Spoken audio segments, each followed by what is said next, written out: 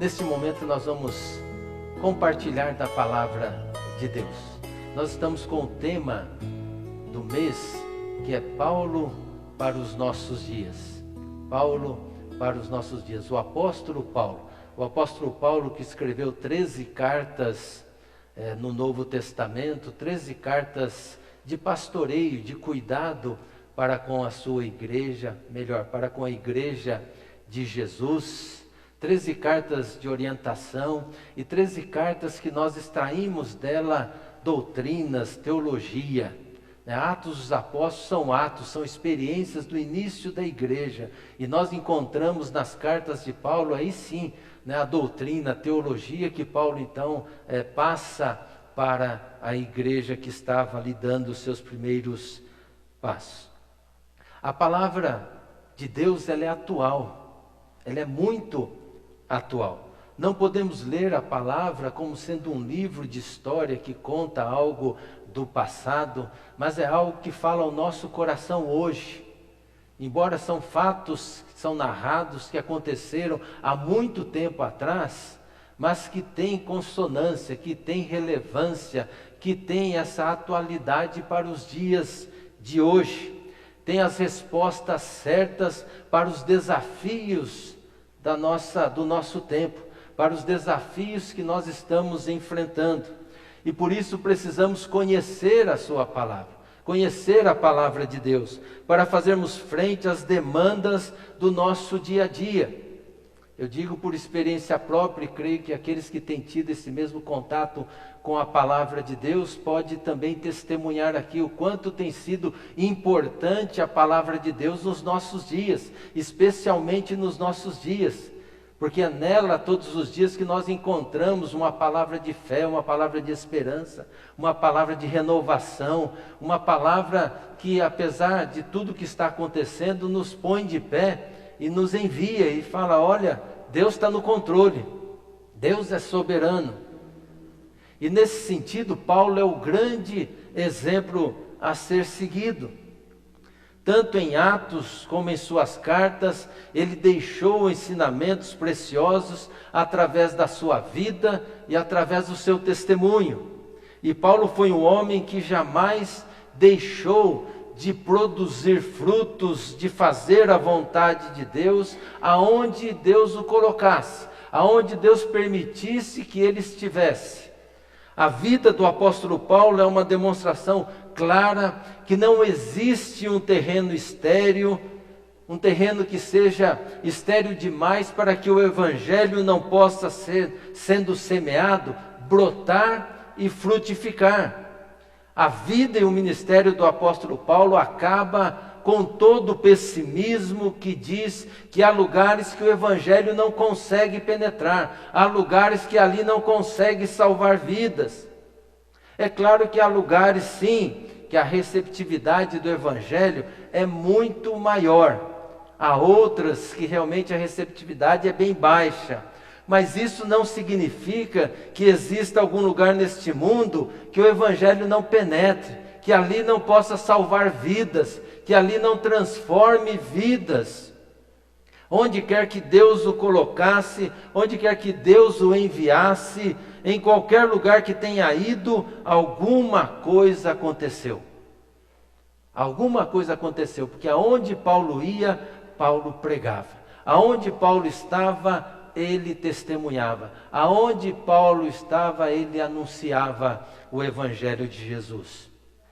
E no livro de Atos não há lugar por onde o apóstolo Paulo passou que não acontecesse uma conversão a Cristo Jesus. Aí alguns exemplos para vocês.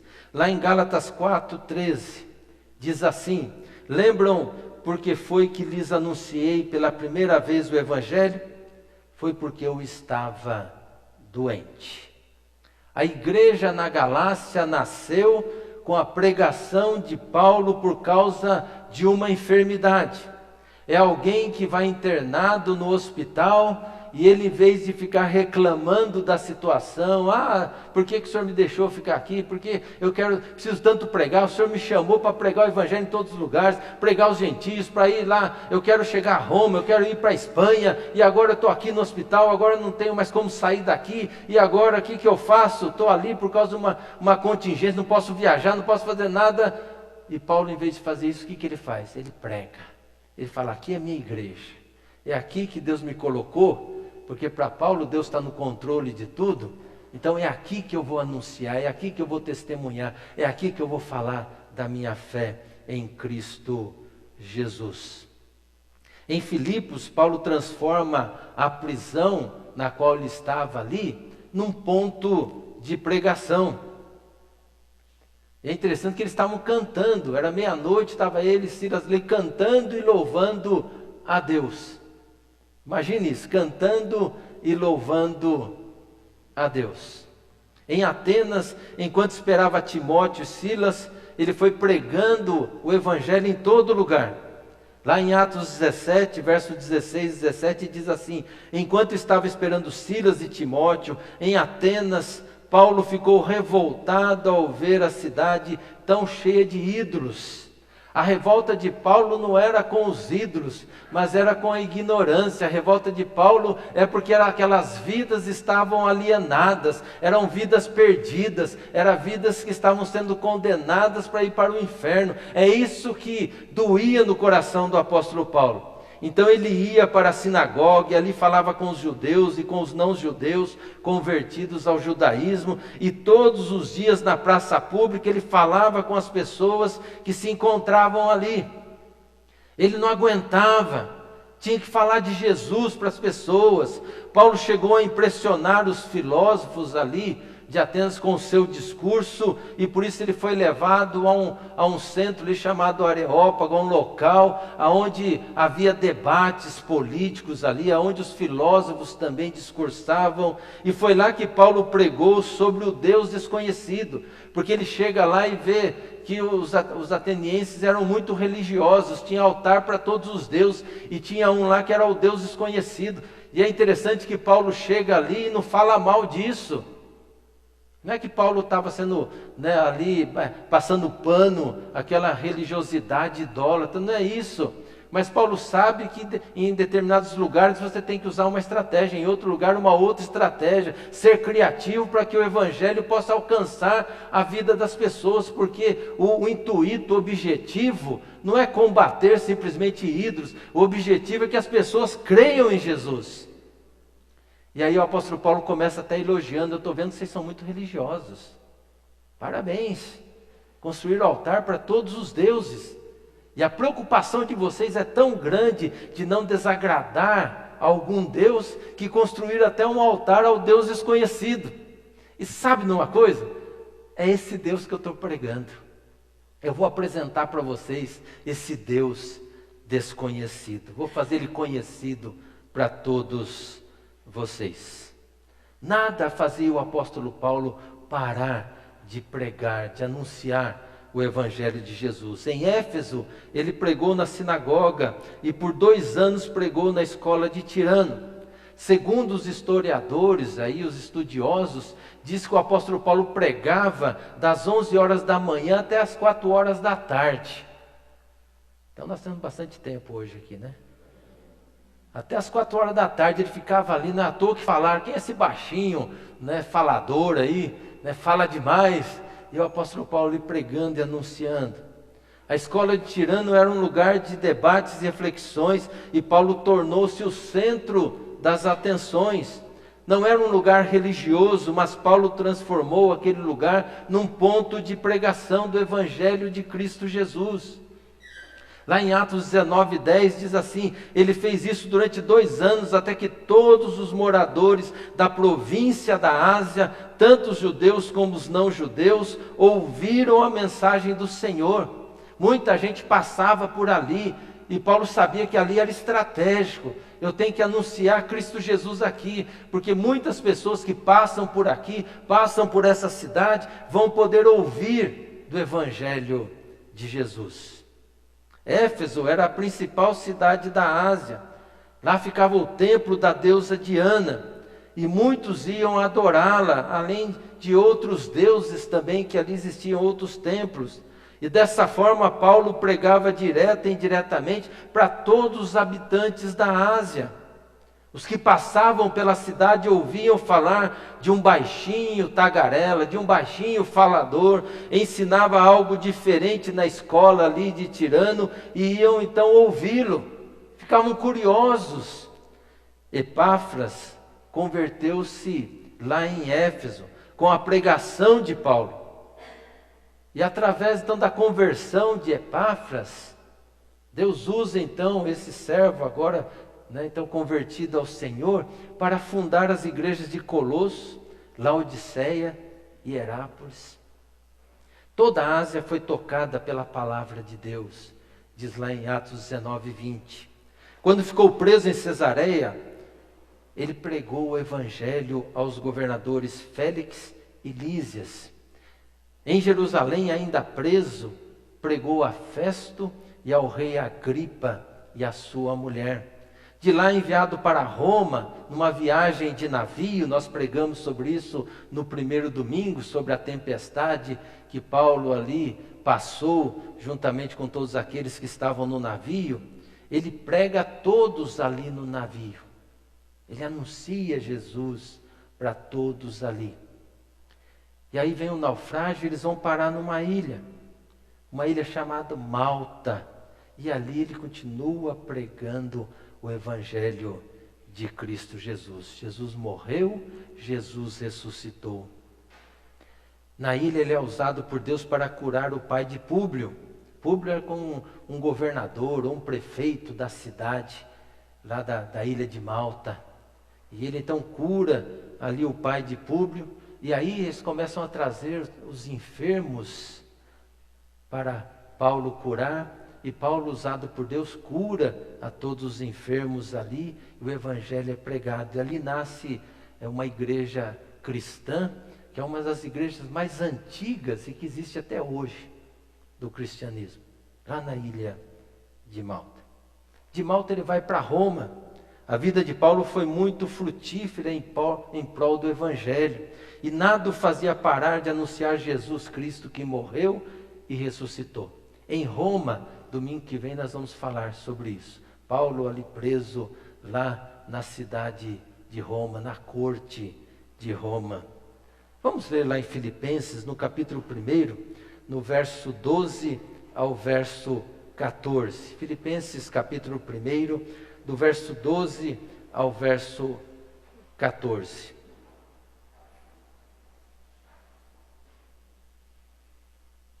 Paulo aqui ele estava preso justamente em Roma. E ele escreve essa carta aos crentes lá da cidade de Filipos. E ele diz assim, Filipenses 1, de 12 a 14. Meus irmãos, eu quero que vocês saibam que as coisas que me aconteceram ajudaram de fato o progresso do evangelho. Pois foi assim que toda a guarda do palácio do governador e todas as outras pessoas daqui ficaram sabendo que estou na cadeia, porque sou servo de Cristo. E a maioria dos irmãos, vendo que estou na cadeia, tem mais confiança no Senhor. Assim eles têm cada vez mais coragem para anunciar o evangelho ou a mensagem de Deus. Então Paulo estava preso, estava lá em Roma, estava preso. Mas ele sabia que o evangelho não estava preso. O evangelho é livre. O evangelho estava livre. Ele não era nenhum masoquista. Paulo não é aquele que gostava de sofrer. O cristão não gosta de sofrer. Ele sabe que por conta do evangelho, pela fidelidade e o compromisso que ele tem com Cristo Jesus, ele poderá passar por sofrimento, por perseguições, por situações justamente por causa do seu compromisso. Mas não é que ele gostava disso. Ele estava ali preso, sofria com isso, estava impedido de sair, impedido de viajar, de estar com os amigos, impedido de estar com a igreja. mas ele sabia que o evangelho era mais importante do que o pregador. Ele sabia que a mensagem era mais importante que o obreiro. E é por isso que ele fala que a sua prisão, que a sua situação naquele momento preso, tem contribuído para o progresso do evangelho. Paulo consegue deslocar o seu olhar de si mesmo, da sua situação, e olhar para aquilo que Cristo estava fazendo, aquilo que Cristo estava fazendo através da sua vida. Ou seja, mesmo ele preso, mesmo ele naquela situação, mesmo ele ali impedido, sem liberdade, mas ele diz: o evangelho está livre. E a minha prisão, a minha situação tem contribuído para que o evangelho seja pregado, seja anunciado para todas as pessoas. Muitas pessoas estão se sentindo até animadas com isso. Veja que situação animada, eu estou preso aqui, eles estão se sentindo animados pela minha própria situação, para pregar com mais ousadia o evangelho de Jesus. Ele sabia que Deus estava por trás de tudo isso, e que Deus tinha um propósito, ou propósitos na sua vida. E quem vive crendo nisso, vive mais tranquilo, vive menos ansioso. Não é que não tenha preocupação, não tenha ansiedade. Tem, todo mundo tem, todo ser humano tem, isso faz parte da vida humana. Mas aquele que crê que Deus está no controle, que crê de todo o coração mesmo, não é aquela fé de conhecer simplesmente a Deus, de ouvir falar. Não, aquele que deposita, que se entrega, que se joga, que se abandona nas mãos de Deus, vive mais tranquilo, porque ele crê que Deus está no controle. Está acontecendo isso comigo, está acontecendo essa situação, mas eu creio que o meu Deus vive. Eu creio que Ele está no controle, que todas as coisas cooperam para o bem daqueles que amam a Deus, que foram chamados segundo o seu propósito. Eu creio nisso, eu tenho convicção do meu chamado, eu creio que Deus então está comigo e está no controle. E Paulo tinha alguns princípios que faziam ele ser então produtivo, frutífero, apesar da situação, aonde quer que ele fosse. Paulo sabia que estava vivo justamente para dar frutos. Ele estava vivo para pregar o evangelho, para fazer a vontade de Deus. Paulo tinha consciência que Deus o criara para ser um pregador da palavra. Não estava vivo para simplesmente satisfazer os seus próprios desejos, mas para ser um propagador do evangelho de Jesus. Nada era mais importante para ele. Lá em 1 Coríntios 9, verso 16, que dá o título da mensagem de hoje, ele diz assim: eu não tenho direito de ficar orgulhoso por anunciar o evangelho, afinal de contas fazer isso é minha obrigação. Ai de mim se não anunciar o evangelho, ai de mim se não pregar o evangelho. Paulo sabia que aquele tombo que ele levou, caiu literalmente ali no chão, ali na estrada de Damasco, não era por acaso. Não foi uma queda porque é um fenômeno de massa, de emocionalismo, nada disso. Paulo sabia que aquela queda era para que ele se levantasse uma outra pessoa, transformada por Deus e com um propósito definido. Deus, quando fala para Ananias: vai batizar Paulo, eu quero mostrar para ele o quanto importa sofrer por causa do meu nome. E Paulo tinha consciência disso. Filipenses 1:29 ele diz: não nos foi dada a graça somente de crer em Jesus, mas também de sofrer por Ele. Paulo sabia que tudo era graça. Eu não tenho direito nem de sofrer por Jesus se não for a graça de Deus na minha vida. Paulo não aguentava ficar em qualquer lugar sem anunciar, sem falar, sem testemunhar de Cristo Jesus. Se nós perguntarmos às pessoas por que elas estão vivas, fizesse uma enquete aí fora, por que elas estão vivas? Certamente nós teríamos várias respostas evasivas, com significados pequenos, alguns até banais. Nós crentes em Cristo Jesus estamos neste mundo com um propósito, e não por acaso. Não por acaso. Temos que mostrar às pessoas um outro caminho, e tirá-las desse esquemão que o mundo criou e colocou e escravizou as pessoas. Muitos vivem para construir o seu próprio império, seu reino de conforto, de comodidade, Mas viver assim é cair na mediocridade, é morrer insatisfeito com a vida. Deus nos criou para Ele, para a sua glória, e nos criou com um objetivo, com um propósito, que é viver o Evangelho, que é anunciar esse Evangelho através da nossa vida, do nosso testemunho. Paulo dava frutos porque sabia que Deus controla as circunstâncias da vida, daqueles que lhe obedecem, daqueles que o amam. Aquele texto que eu já citei aqui, Romanos 8, 28, é algo que o apóstolo Paulo não era simplesmente um mantra que ele repetia ali para tentar acreditar, não. Paulo cria realmente nisso, que Deus está no controle, que tudo tem propósito, que nós não estamos largados ao léu da sorte. Estamos aí, nesse espaço, nesse universo, nesse mundo, nesse país, simplesmente por estar. Mas há um propósito de Deus.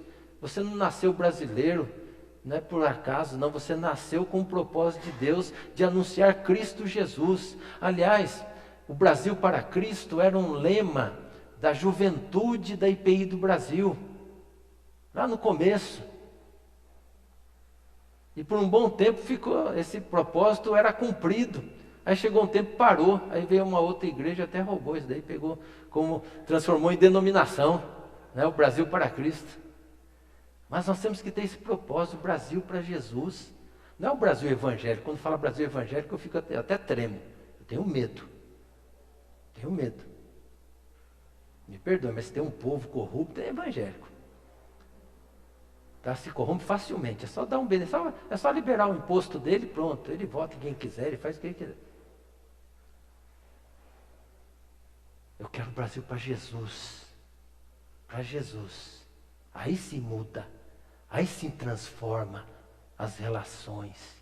Esse mundo só vai mudar se as relações forem transformadas, e transformar é só com Jesus, só Jesus, religião nenhuma transforma. Então não é apenas um texto de consolo e conforto diante das dificuldades inexplicáveis. É para a vida toda.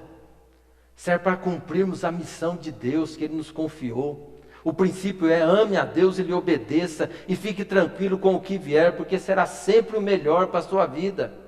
Paulo sabia que estava no mundo para pregar o Evangelho e cria que Deus estava no controle das circunstâncias. Logo, onde Deus o colocasse, era ali que Deus queria. Aliás, se Paulo não ficasse preso, ele não escrevia as cartas. Paulo era muito ativo, Paulo queria viajar, queria pregar o Evangelho em todo lugar. E Deus tinha um propósito também: olha, eu preciso que você escreva, eu preciso que você pare, porque eu preciso deixar a minha palavra aí, a revelação, para a igreja que virá depois. E aí Deus permitia que Paulo fosse preso. A maioria das cartas que Paulo escreveu, ele estava na cadeia, porque ali ele tinha tempo. Aí ele escrevia as cartas para as igrejas. É por isso que mesmo nas situações mais adversas, Paulo testemunhava a Cristo. Para Paulo, ele não estava preso pelos judeus, pelas autoridades romanas, na cadeia em Cesareia, onde havia estado ali. Ele não tinha naufragado ali no navio à toa, ou porque usaram estratégia errada, ou porque não obedeceram aquilo que ele falou: é bom a gente não sair. Ele sabia que tudo tinha um propósito de Deus. Ele sabia que estava preso por causa de Cristo. Se Deus quis assim, amém. É aqui que eu vou pregar, é aqui que eu vou anunciar. Em Filipenses 1,13 ele diz: pois foi assim que toda a guarda do palácio do governador e todas as outras pessoas daqui ficaram sabendo que estou na cadeia, porque sou servo de Cristo. Eu estou aqui porque sou um servo de Jesus. Eu não estou aqui por causa de escândalo, eu não estou aqui porque roubei, eu não estou aqui porque fiz coisa errada, porque manipulei a fé das pessoas, explorei a fé das pessoas. Como muitos líderes religiosos que já foram presos e ficam se colocando ali como: estou preso por causa de Cristo. Está nada, está preso porque roubou as pessoas, porque iludiu as pessoas. Paulo não estava preso porque ele é servo de Jesus, porque ele anunciava a Cristo Jesus.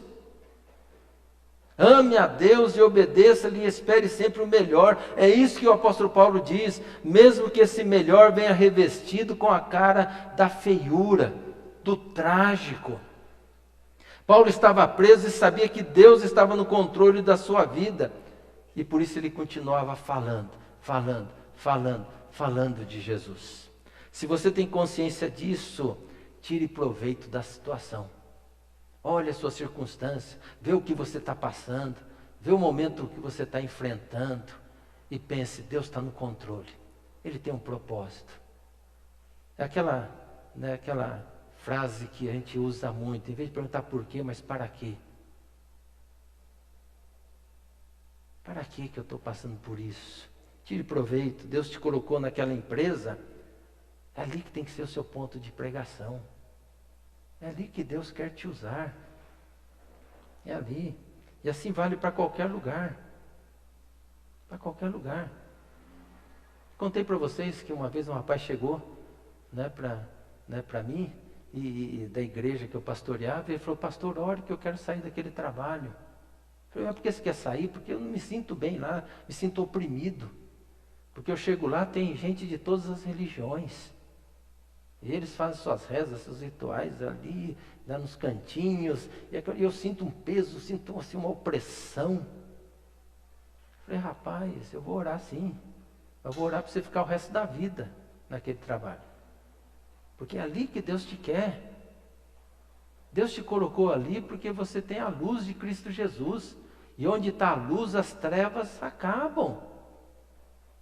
Quem tem que ficar incomodado são eles, não você. Larga de ser crente de banana, rapaz.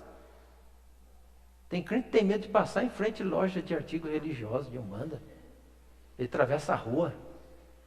Tem medo. Para com isso. Então vai lá. Viva o Evangelho. Eu falei mais, se você trabalhar com crente, você vira fofoqueiro. Pode ver a conversa do crente na segunda-feira de manhã, juntam alguns crentes ali, nem Jesus fica ali, sabe? Porque é fofoca, né? Não tem que negócio, onde tiver 2 ou 3, eu estaria ali onde Jesus fala, aí não. Porque fica, não, o pastor não parar de falar, né? Você viu a bateria, você viu isso, você viu o som. Ou seja, fica, né? Porque é só entre crente, vai falar do quê? Vai falar dos defeitos. Agora, se está só você lá, não. Se alguém te perguntar, você vai falar das coisas boas que aconteceram. Do quanto Deus falou com você. Quanto você foi abençoado. Então vai lá e pregue. Através da sua vida. É ali que você deve dar frutos. Paulo dava frutos porque cria que nada poderia impedir a palavra de Deus de frutificar. A palavra de Deus é dinamite. Aonde ela chega, ela quebra qualquer coração. Não há quem resista. Se a graça de Deus é derramada, acabou. Paulo sabia que nem o Império Romano e as suas cadeias poderiam aprisionar a palavra de Deus, de dar frutos. Ele não tinha medo das estruturas, nem das ideologias. Ele sabia que nada poderia impedir a caminhada da palavra de Deus. A palavra de Deus para ele não era apenas um livro, um rolo, um pergaminho, mas era viva e eficaz, que penetra e acaba dividindo até aquilo que é indivisível. Você pode queimar a Bíblia e mesmo assim não destruir a palavra de Deus. Eu lembro uma vez na igreja também entrou, isso lá em Piracicaba, entrou um rapaz, o Henrique. O Henrique entrou na igreja, final do culto, ele entrou na igreja lá apavorado, suado, e eu estava terminando, já dando os agradecimentos, e aí eu vi ele entrou, falei, agora os visitantes aí, você que está aqui nos visitantes, aí cada um falou o nome, e eu apontei para ele, ele falou, meu nome é Henrique, eu sou espírita. Eu falei, tudo bem, né? Pensei comigo, não perguntei se ele era espírita, perguntei só o nome dele, mas tudo bem, está afrontando, né?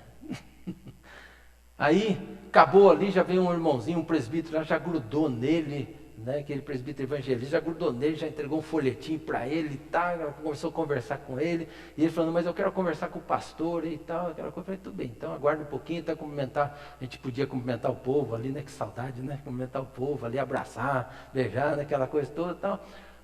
Aí acabou, eu entrei, né, a Ruth foi lá para o carro, eu fiquei com ele ali, eu fiquei das 9 horas até as 11 da noite com ele ali.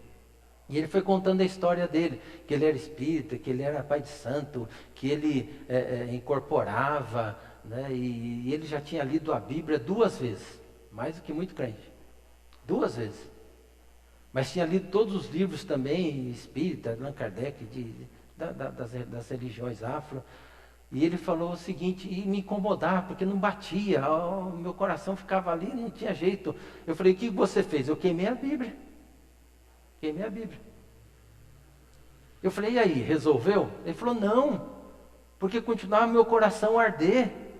Meu coração continuava ardendo, que alguma coisa estava errada, que não estava certo o que eu estava fazendo. E eu já passei várias vezes aqui em frente à igreja e não conseguia entrar. Até que hoje, alguma coisa me jogou para dentro. Espírito Santo, né? Você não entra, eu vou dar um jeito. E empurrou ele para dentro, lá ele entrou esbaforido ali, aquela coisa ali. E aquele rapaz ali se converteu, hoje ele é presbítero lá em Sumaré, da igreja presbiteriana de Sumaré. Ou seja, a palavra de Deus é viva, é eficaz, ela penetra, ela transforma, ela converte. Não há terreno que não possa ser transformado quando a palavra de Deus é pregada. Lá em 2 Timóteo 2, de 9 e 10, diz assim, é por causa disso que eu sofro e até estou acorrentado como se fosse um criminoso, mas a mensagem de Deus não está presa e por isso eu suporto tudo com paciência por amor ao povo escolhido de Deus. Aqui Paulo está falando dos judeus, ele queria muito que os judeus se convertessem. Paulo, doía o coração de Paulo ver os seus patrícios negando a Cristo Jesus, negando que Jesus era o Messias. Paulo chega a dizer lá em Coríntios que eu preferia ser anátema, amaldiçoado de Deus, mas que o meu povo se convertesse. Esse era o amor de Paulo pelas pessoas. E ele fala, faço isso para que eles possam ganhar a salvação que está em Cristo Jesus e que traz a glória eterna. Nada pode segurar a palavra de Deus, nem Roma, nem as estruturas eclesiásticas. Ela vaza por todos os cantos, todos os poros, por todos os meios. A palavra é livre, como Deus é livre, como o Espírito Santo é livre. E por último, Paulo dava frutos porque cria que o que importava era tornar Cristo conhecido de todos, e não a reação positiva dos ouvintes. Ou seja, Paulo, apesar de querer ver, porque todos nós queremos sempre ver o resultado da pregação, mas o que importava para Paulo, acima de tudo, é tornar Cristo conhecido para as pessoas, porque o restante é Deus que faz.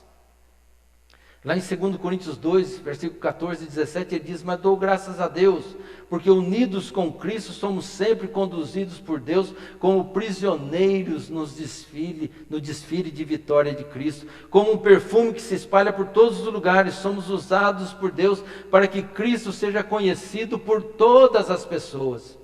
Porque somos como o cheiro suave do sacrifício que Cristo oferece a Deus, cheiro que se espalha entre os que estão sendo salvos e os que estão se perdendo. Para os que estão se perdendo é um mau cheiro que mata, mas para os que estão sendo salvos é um perfume muito agradável que dá vida. Então quem é capaz de realizar um trabalho como esse? Nós não somos como muitas pessoas que entregam a mensagem de Deus como se estivessem fazendo um negócio qualquer. Pelo contrário, foi Deus quem nos enviou e por isso anunciamos a sua mensagem com sinceridade na presença dEle, como mensageiros de Cristo Jesus. A mesma mensagem que salva, ela também que produz cheiro de morte àqueles que não aceitam. O importante é que Cristo seja pregado a todos, porque a obra da conversão não é nossa. Nós não conseguimos, por melhor que seja a oratória, o argumento, a gente por si só não consegue transformar a mente de uma pessoa. Só Cristo, só o Espírito Santo é que convence do pecado, do juízo, da verdade. Quando se prega o Evangelho de Jesus, sempre vai causar um impacto na vida das pessoas. Uns para a vida e outros para a morte. Diante da pregação da palavra de Deus, sempre vai haver duas reações. Para alguns vão encontrar a vida eterna em Cristo Jesus, vão ser salvos em Cristo Jesus. Para outros irão se conscientizar que vão para o inferno, que estão fora da salvação, infelizmente.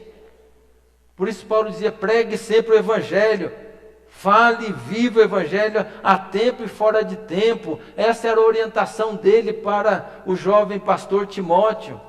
Torne sempre Cristo conhecido de todos ao seu redor. Que as pessoas olhem para você e vejam Cristo Jesus, o seu compromisso com Cristo Jesus. Não cabe a nós administrar os resultados. Eles pertencem a Deus. E mais, Deus trabalha onde a gente não pode ver. O nosso julgamento sempre é falho. A gente julga pelo exterior. E a gente tem uns estereótipos, né? Se a pessoa fizer isso, agir de tal maneira, falar tal palavra, então está convertido. Não é? E aí como é que fica? A gente julga errado, então deixa Deus trabalhar. Deus trabalha no coração e vai transformando a vida. Vai transformando a vida. Esse negócio de julgamento é bem interessante, né? Diz que numa igreja o pastor chegou lá e falou assim: eu preciso visitar um irmãozinho que está muito doente e eu queria chamar alguém para ir comigo, alguém, né, que se oferece aí, se voluntaria, né? Aquela igreja tinha um rapaz, um punk, sabe aqueles cabelão assim, tudo assim, né, e usando aquelas roupas correntes, tá? Ele sempre estava lá na escola dominical, sempre participando da escola dominical. E a hora que ele falou, o rapaz na mesma hora levantou. O pastor falou: mas mais alguém tem? Mais alguém aí que pode ir comigo e tal, né? Ninguém levantou a mão e ele lá. O pastor falou: tá bom, vamos lá. Aí chegou, visitou o irmãozinho lá. E esse irmãozinho não gostava desse rapaz. Ele falava: pastor, esse rapaz aí está errado. Ele vem para a igreja, está aí sempre aí, mas olha a roupa que ele usa, olha o cabelo dele, olha o jeito dele, não tem nada a ver com a gente, não tem nada a ver com Jesus. Para o nosso julgamento é assim, a gente julga o exterior. E quando o rapaz chega com o pastor lá, o velhinho quase morreu, né? E aí eles conversam, aí falou: agora eu vou orar. O pastor falou assim, daí o rapaz falou: pastor, deixa que eu oro. E ele orou dessa forma: Senhor, tem misericórdia do brother, porque ele está muito down. Só isso. Senhor, tem misericórdia do brother, porque ele está muito down. Mas foi uma oração de coração, oração sincera. No domingo seguinte, o irmãozinho estava lá na igreja, estava curado. Deus faz a obra. Prega, anuncia, viva o evangelho. Deixa Deus fazer. Deixa Deus agir. Paulo não era melhor do que nós, não. Paulo em Romanos 7 diz: o bem que eu quero não faço, mas o mal estou sempre fazendo. Era alguém como nós. Mas é alguém que tinha um compromisso com Jesus. Ele sabia que ele vivia para isso, que ele foi criado por Deus para isso, que Deus o transformou para isso, para pregar esse evangelho, para anunciar esse evangelho.